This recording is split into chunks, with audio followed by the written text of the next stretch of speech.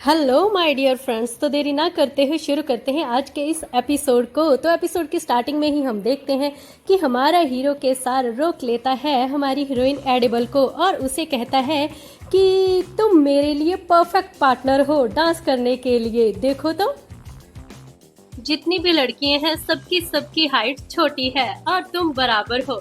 और तभी हमारी हीरोइन अपना हाथ आगे बढ़ाती है और एक तरफ से उसके हाथ पर हाथ रखती है और दूसरी तरफ से उसको पकड़ती है। और तभी ये देखकर के सार एकदम से खुश हो जाता है और कहता है कि देखो तो तुम बिल्कुल परफेक्ट मैच हो मेरे लिए और तुम्हारी हाइट बिल्कुल परफेक्ट है मेरे लिए। और उसकी इस खुशी को देखकर हमारी हीरोइन भी एकदम से उसकी ओर देखने लगती है। कहीं ना कहीं उसकी आंखों में साफ झलक रहा था कि वो भी इस वक्त नशे में होती है और उसे खुश होता हुआ देखकर वो भी खिलखिलाकर हंसने लगती है। और शायद आजकल एडिबल हमारे हीरो के साथ कुछ दिल से हंसने लगी है, तभी तो उसकी मुस्कुराहट इतनी ज्यादा हसीन होती जाती है। और देखते ही देखते हम देखते हैं कि शाम बहुत ही ज्यादा रंगीन होनी शुरू हो जाती है और म्यूजिक की धुन हवाओं में फैलने लगती है। और जिस म्यूजिक की धुन को सुनकर दोनों के दोनों एक दूसरे के अंदर खो जाते हैं और एकदम से डांस करना शुरू कर देते हैं। सच में ये एक परफेक्ट डांस था, क्योंकि केसार आज तक कभी भी किसी के साथ इतना खुश नहीं हुआ।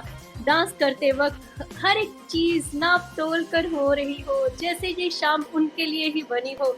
और बहुत ही खूबसूरती से दोनों एक दूसरे के हाथ में हाथ डालकर, एक दूसरे की आंखों में आंखें डालकर एक दूसरे को देखते हुए डांस कर रहे थे। और पहली बार ऐसा हुआ था कि एडिबल भी बिल्कुल जोश के साथ डांस कर रही थी। और इस बार तो उसे कोई प्रॉब्लम भी नहीं हो रही थी केसार से।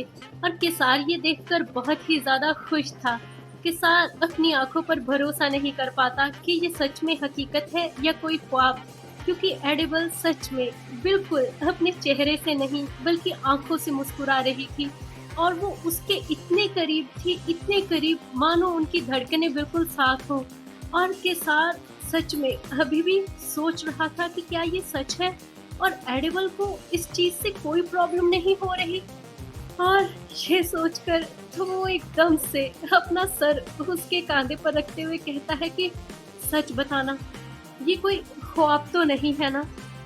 और एडिबल उसे कुछ नहीं कहती और इतना कहते ही किसान उसे अपनी बाहों में भर लेता है और बहुत ही जोर से उसे हक करने लगता है।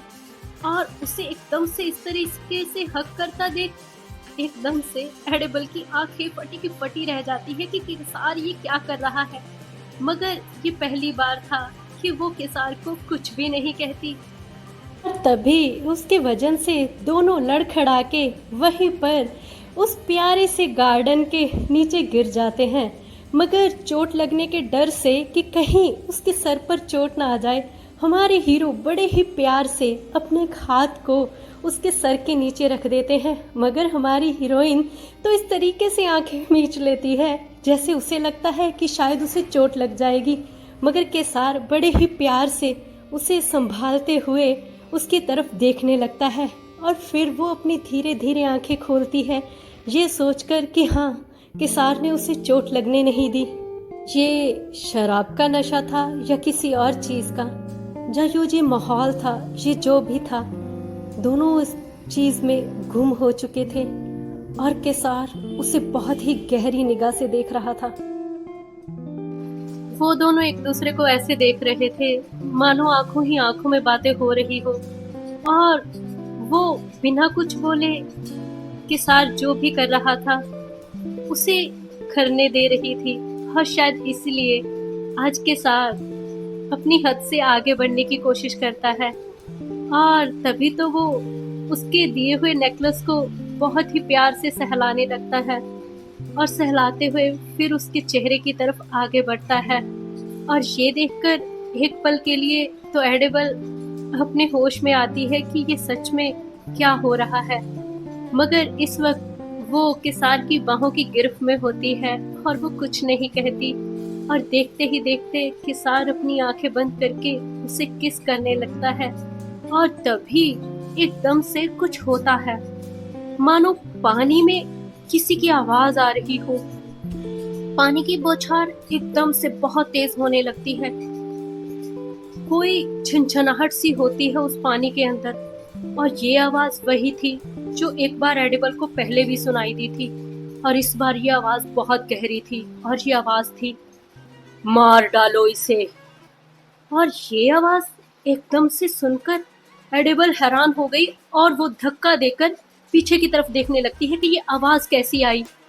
और वो सोचती है कि अभी अभी क्या हुआ, ये आवाज वही है जो मैंने पहले भी सुनी है, मगर आज ये आवाज बहुत ही ज्यादा गहरी थी और बहुत ही ज्यादा नजदीक से आ रही थी। ये सोचकर वो एकदम से बैठ जाती है। वो यही सोच रही होती है कि ये आवाज कैसी, मगर किसार को महसूस होता है कि शायद वो उसे अब भी नकार रही है। और वो उसे देखकर कहता है कि क्या तुम मुझे इतना नापसंद करती हो। और ये देखकर एकदम से एडिबल को महसूस होता है कि उसने अभी अभी क्या किया। किसार उसे किस करने जा रहा था और उसने उसे धक्का दिया है। और फिर वो चुप हो जाती है और कहती है कि अगर मैंने इसे बताया कि मैंने इसे धक्का इसलिए दिया है क्योंकि मुझे आवाज आ रही थी किसी की, तो ये मुझे पागल समझेगा। और फिर वो सोचने लगती है कि आखिर मैंने किसार को अपने साथ ये सब कुछ करने ही क्यों दिया, आखिर मुझे क्या हो गया। और किसार उसे देखकर कहता है कि अगर मेरी जगह पर इस वक्त इजरा होता तो क्या तब भी तुम उसे इस तरीके से धक्का मारती। और ये सुनकर वो और ज्यादा कंफ्यूज हो जाती है और सोचने लगती है कि किसार मुझसे सवाल कर रहा है कि अगर उसकी जगह पे इजरा होता तो क्या मैं उसे किस करने देती। और वो चुप हो जाती है और सोचने लगती है कि क्या मैं सच में अगर इजरा होता तो उसे किस करने देती। और फिर वो उस पल को याद करती है जब इजरा बालकनी में खड़ा होकर उसके करीब आने लगता है और उसके चेहरे को हाथ लगाकर उसे किस करने की कोशिश करता है। और वो अपने मन में यही सोच रही होती है कि नहीं, मैं उसे कभी किस नहीं करने देती, पर इस वक्त इस सवाल का ये जवाब देना सही नहीं होगा। और फिर वो कुछ सोचते हुए कहती है कि हाँ, क्यों नहीं, मैं उसे किस करने देती। और ये बात सुनकर कहीं ना कहीं हमारे हीरो को तो बहुत ज्यादा बुरा लगता है, क्योंकि कुछ ही पल पहले उसे ऐसा लग रहा था मानो उसके और एडिबल के बीच में सब कुछ बदल सा गया है, और एक ही पल में ये सारी चीजें खत्म हो गई थी। और ये सब कुछ महसूस करके किसार को बहुत बुरा लग रहा था, और कहीं ना कहीं एडिबल भी इस सिचुएशन को नहीं समझ पा रही थी, क्योंकि उसे समझ में नहीं आ रहा था कि उसने यहाँ तक पहुँचने ही क्यों दिया किसार को, इस हद तक कैसे उसने इजाजत दे दी। और उसकी सामने आंखों के देखते ही देखते किसार उसकी आंखों से ओझल हो गया। और फिर साथ ही हम नेक्स्ट सीन में देखते हैं जब किसार सोता हुआ उठकर खुद की ओर देखने लगता है और कहता है कि सच में हद होती है, मुझे नींद ही नहीं आ रही।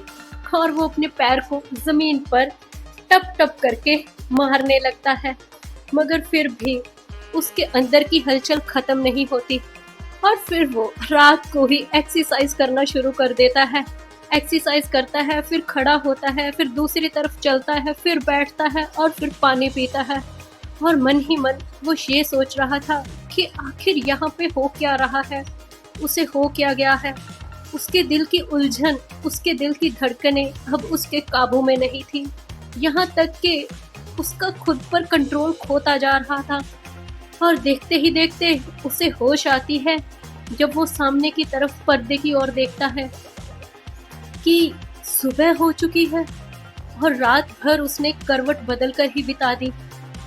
और फिर जब वो उस उगते हुए सूरज को देखता है, उस सूरज की किरणों में भी उसे कहीं ना कहीं वो रात वाली एडिबल नजर आती है, जो कि उसके साथ बहुत ज्यादा खुश थी। उसकी आंखें खिलखिला रही थी, उसके होंठ मुस्कुरा रहे थे, और वो दोनों ऐसे डांस कर रहे थे मानो वो सच में दो नहीं कोई एक ही हो। वो दोनों एक दूसरे के अंदर खोए हुए थे और लग ही नहीं रहा था कि उन दोनों के बीच में कोई दूरियां हैं। और इसीलिए तो शायद वो इतना आगे बढ़ पाया। सारी चीजें, हर एक चीज रात का वो हर एक पल बिल्कुल नया, बिल्कुल ऐसा लग रहा था जैसे अभी अभी होकर हटा हो। वो सारी चीजें केसार को याद आ रही थी, मानो वो अभी अभी होकर हुई हो। और ये सारी चीजें सोचते हुए केसार एकदम से सोचने लगता है कि हद है, लगता है वो पागल होता जा रहा है।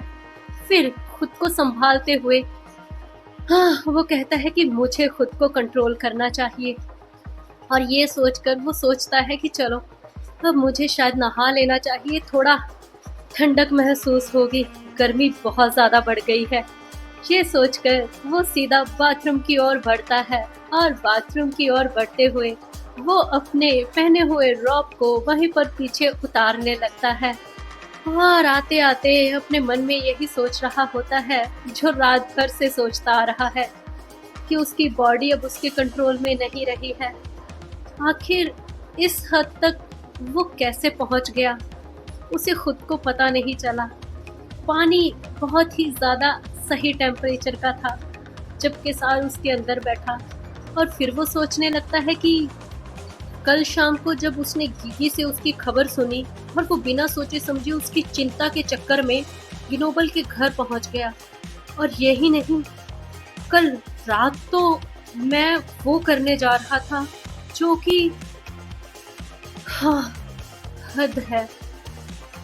और फिर वो उस पल को याद करने लगा जब पहली बार इस तरीके से उसने एडिबल को अपनी बाहों में जकड़ा था। वो हग, वो सच में बहुत ही ज़्यादा गहरा था। और वो पल जब वो उसके करीब आ रहा था और एडिबल उससे बिल्कुल भी कुछ नहीं कह रही थी और उसे ऐसे लग रहा था कि मानो वो उसे कुछ ना कहकर इजाज़त दे रही है कि वो उसके करीब आ सकता है। और किस तरीके से वो उसके चेहरे को छू रहा था, उसका वो हाथ, अभी भी वो यही महसूस करता है कि उसका चेहरा उसके सामने है। और तभी तो वो हाथ अनजाने में सामने कर लेता है और फिर उसे होश आती है कि डैम, वो यहाँ पर नहीं है, ये मुझे क्या हो गया है। हाँ, पर अब एक बात तो पक्की है कि मुझे वो चाहिए। अब मेरी बॉडी उसे चाहती है और मुझे ये प्रॉब्लम जल्द से जल्द सॉल्व करनी होगी। और फिर हम दूसरी तरफ नेक्स्ट सीन में पहुंचते हैं जहां पर गीगी आते ही माफी मांगने लगता है और कहता है कि आई एम सॉरी ग्रेस। और तभी हमारे हीरो उसे देखकर कहते हैं कि तुम्हारी इसमें कोई गलती नहीं है। मैं कल अचानक से अपने सारे के सारे सिपाही लेकर गिनोबल के घर में जा धमका तो उन्होंने मुझे नोटिस तो भेजना ही था ना। इसमें तुम्हारी तो कोई भी गलती नहीं है, इसमें मैं ही बेवकूफ हूँ, तो तुम्हें माफी मांगने की जरूरत बिल्कुल भी नहीं है। मतलब ये कि कल जो रात को कांड किया था हमारे हीरो ने गिनोबल के वहां पर जाकर धमकने का, उसके लिए उसे नोटिस मिल चुका है। और तभी फिर हम देखते हैं कि अचानक से दरवाजे में खनक होती है और हम देखते हैं कि वहां पर कोई और नहीं बल्कि हमारी एडिबल आई होती है। और आकर वो बड़े ही प्यार से कहती है कि आपने मुझे बुलाया भाई। और फिर तभी उसे एकदम से ऐसे देखकर हमारे हीरो एक गहरी सांस लेते हैं कि ये आ गई है। और इन दोनों को इस तरीके से देखकर हमारे गीगी समझ जाते हैं कि अब मेरा यहाँ पर रुकना सही नहीं है। और फिर वो कहता है कि मैं अब यहाँ से चलता हूँ, आप लोग आपस में बातें कीजिए। और तभी हमारे हीरो भी गीगी को देखकर कहते हैं हाँ ठीक है, तुम्हें इजाजत है, तुम जा सकते। और फिर दोनों भाई बहन गीगी को जाते हुए देखते हैं और बाद में एकदम से हमारे हीरो नीचे पड़े हुए पेपर की ओर देखने लगते हैं। और फिर कुछ देर कुछ सोचकर सामने की ओर हमारी हीरोइन को देखकर कहते हैं कि इज़रा ने ऑफिशियली प्रपोजल भेज दिया है तुम्हें शादी का। हाँ, मैंने सोचा नहीं था कि इतनी आसानी से सारा काम हो जाएगा, मगर लगता है कि वो सच में तुम्हें पसंद करने लगा है, तभी तो सब कुछ इतना आसान हो गया ना। तुमने बहुत अच्छा काम किया है, मैंने अब तक तुम्हें शाबाशी नहीं दी। और ये बात सुनकर हमारी हीरोइन बिना एक्सप्रेशन के कहती है कि शुक्रिया भाई। और तभी फिर हमारे हीरो कहते हैं कि चलो छोड़ो, मेन मुद्दे पर आते हैं, मैंने तुम्हें यहाँ पर किस लिए बुलाया है। और तभी फिर वो 4-5 पेपर को टेबल पर सजाकर हमारे हीरो को देखकर कहते हैं कि ये लो, ये तुम्हारा प्रपोजल है। और फिर वो 4-5 पेपर को टेबल पर सजाकर हमारे हीरो को देखकर कहते हैं कि ये लो, ये तुम्हारा प्रपोजल है। और तभी फिर वो 4-5 पेपर को टेबल पर सजाकर हमारे हीरो को देखकर कहते हैं कि ये लो, ये तुम्हारा प्रपोजल है। अपने हाथ फैलाते हुए उसे वो टेबल दिखाते हुए कहता है कि इसे देखो, ये सारी चीजें तुम्हारे नाम है। और तभी हमारी हीरोइन उन सब चीजों को देखने लगती है कि ये सारी चीजें क्या है। ये बहुत ही ज्यादा कीमती घर थे जिनके अंदर की तैयारी तक सारी पेपरों पर बनी हुई थी। और तभी हमारे हीरो कहते हैं मैं ये सारा का सारा तुम्हें ऑफर करता हूँ, मगर तुम्हें सिर्फ एक काम करना होगा।